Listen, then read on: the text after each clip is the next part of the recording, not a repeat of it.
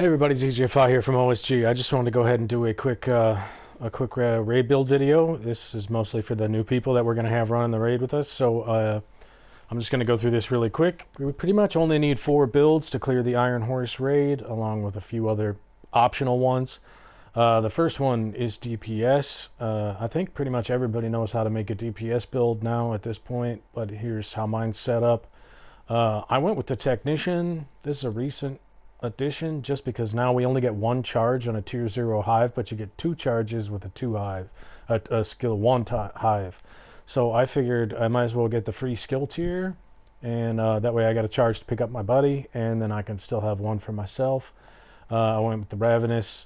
The Ravenous is awesome in the raid. I know not everybody has this yet. If you don't have it, the classic M1A is still the boss. I like Lucky Shot. You can use Boomerang. You can use Rifleman if you're really good with it. Optimist, whatever it is. Ranger, don't make any difference. AR, I'm using a Sitar, triple god roll with Measured.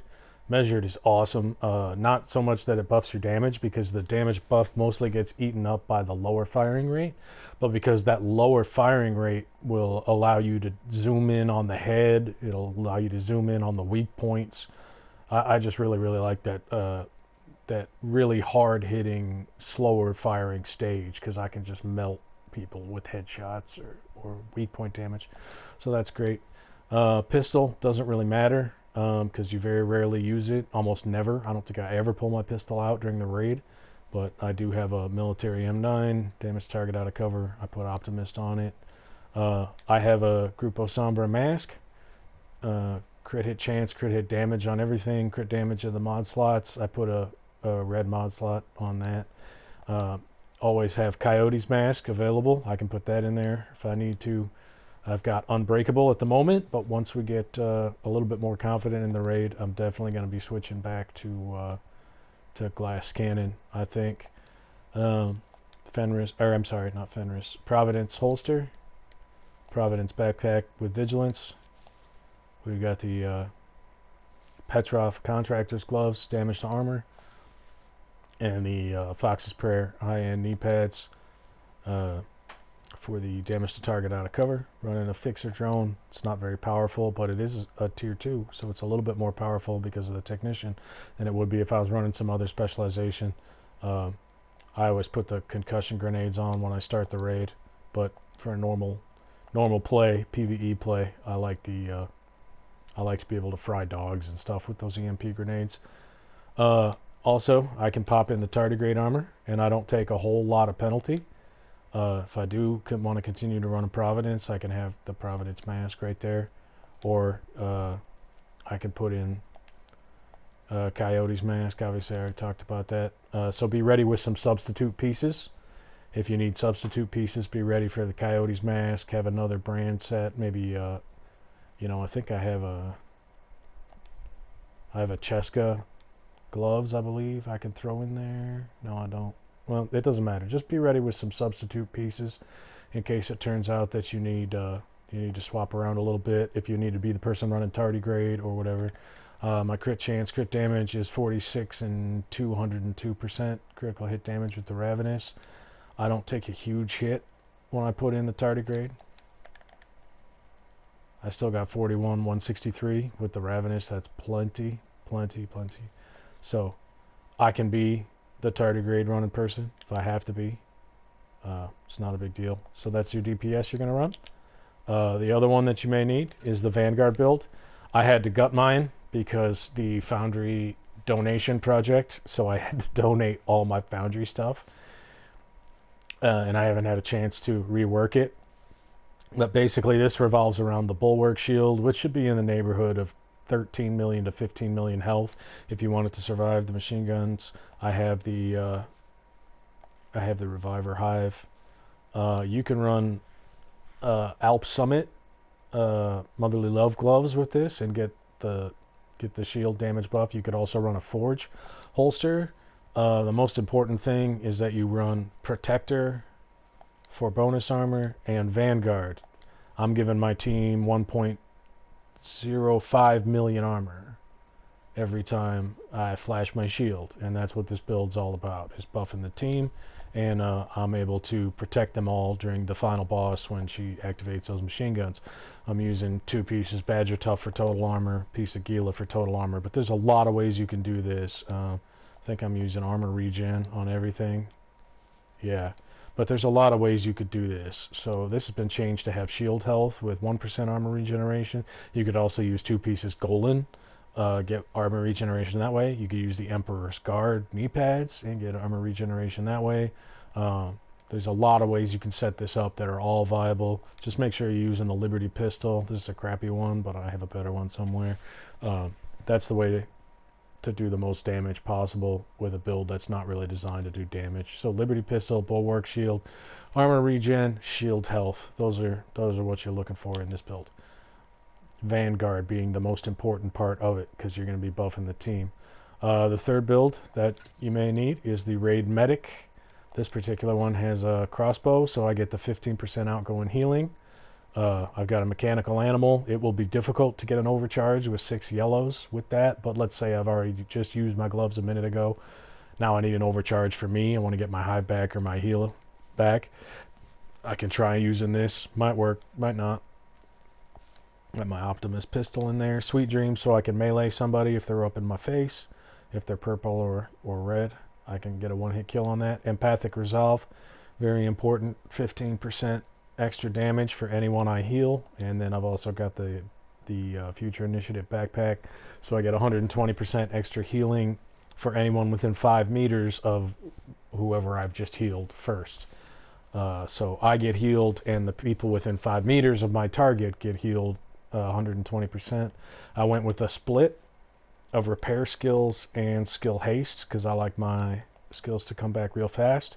I didn't want to go all repair skills and then not be able to get them back. So I've got about 50-50 skill haste and skill repair. I've got plenty of healing on these and plenty of charges, and 14.5, that comes back real quick. And it's got 1,000,000 healing, so that's not a problem. Got fire grenades because I love fire grenades. That's the Raid Medic build right there. Empathic Resolve, 4-piece Future Initiative, overcharge gloves, a heal hive, chem launcher heal, and make sure you got crossbow for extra outgoing healing. The final build that you may need is the skill build. This is a pretty standard skill build. 3-piece Hardwired, 2-piece Hannah, 1-piece Wyvern is the way to get the absolute max damage out of it. Now you can also use 3 pieces Murakami if you like to get a little bit more skill haste out of it. And I've actually seen some people online now saying that they like to put skill duration in their mods, which also is okay. It will just extend your cooldowns. I've got mine about 14 seconds. It'll extend your cooldowns to about 15 to 16 seconds, which is not that big of a deal, and it'll increase your duration to like 250 seconds. If that's how you like to go, that's fine. I think 216, that's like 4 minutes, is plenty. I went with skill haste, but the important thing is that you have skill damage everywhere. This is a skill damage build. Okay, so you can see all my brand sets. Wyvern wears give me 10% skill damage. I got 10% skill damage on it.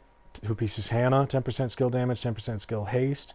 I've got skill damage on it. Skill damage everywhere. Hardwired, 3-piece bonus, 15% skill damage, 2-piece bonus, 15% skill haste. Everything should have skill damage on it. This is a skill damage build. I got 25% for a skill kill for 20 seconds. I've got glass cannon. That's another 25%. It will buff your skills.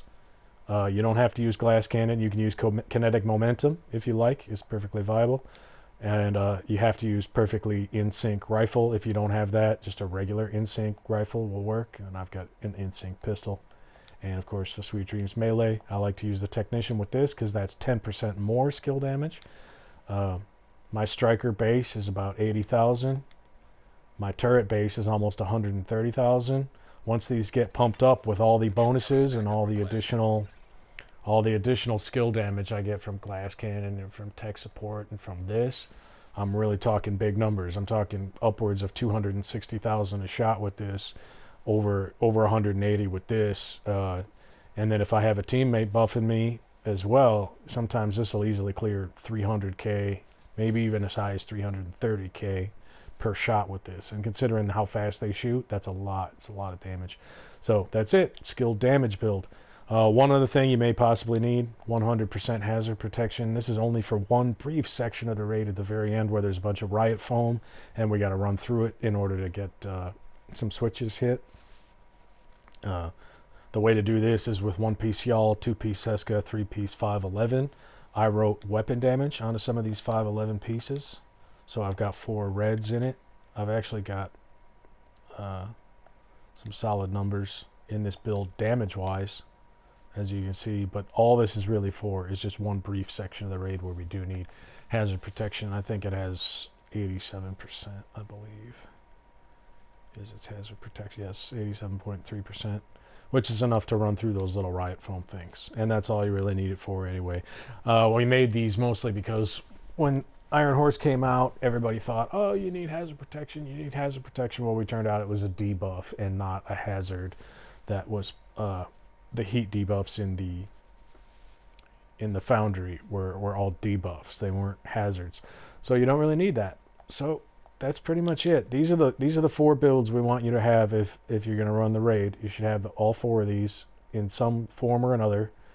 And it's Vanguard, a DPS build, a raid medic, and a skill build. If you have those 4 builds, you'll be ready to do any position in the raid. I'm seeing a lot of people showing up with the 4-piece Eclipse and the Vile Mask. That's a status effect build. It's really not worth much in the raid. So when we say skill builds, if this is the only one you have, you're better off just running full-on DPS, which is still the heart and soul of raids, is DPS. This new raid is not nearly as bad as the Dark Hours raid, which was a pure DPS check, where almost everybody had to run this particular build, but not so much in this one. There's one boss we like to use all skill builds, so just take a look at these again and make sure. One last thing, Negotiators is a perfectly viable DPS build. If you like Negotiators and that's the DPS build you want to run, that's okay. No problem with that. You just make sure you got a skilled damage build, not a status effect build. You want a skilled damage build with these skills. If I need to run the artillery turret, I can just pop that in there and I'm good to go. I've already got damage in there. No problem on that. So skilled damage build, Raid Medic, Iron Horse DPS, Vanguard Shield. That's all you gotta have. Thanks a bunch for watching. I'll be raiding with all you guys soon. Appreciate it.